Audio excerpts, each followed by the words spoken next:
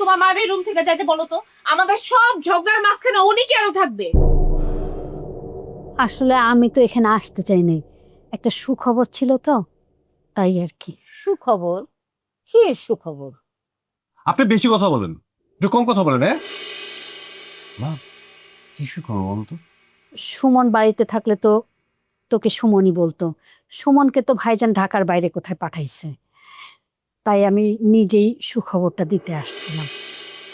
আসলে হয়েছে কি, ছোট বউ তো সন্তান সম্ভাবা, আমাদের বংশে তো নতুন প্রদীপ আসতেছে, সেই খবরটাই দিতে চাচ্ছিলাম। আমি তো এটা মাইনে নিতে পারবো না। কেন কেন তুমি মাইনা নিতে পারবে না? হ্যাঁ তুমি তুমি যে যাক শব্দটা উচ্চারণ করলাম না, তোমার তো বাচ্চা হবে না, এটা আমি জানি না? আমরা সবাই জানি। এবং এখন না, সারা জীবন তোমার বাচ্চা হবে না, সেটা আপনাকে মাইনা নেই। মাইনা তো নিছি, মাইনা যত সংসার করতেছি না, অন্যের বেলায় যত সমস্যা। চলো তো আমরা ড্রয়িং রুমে কথা বলি, আসো।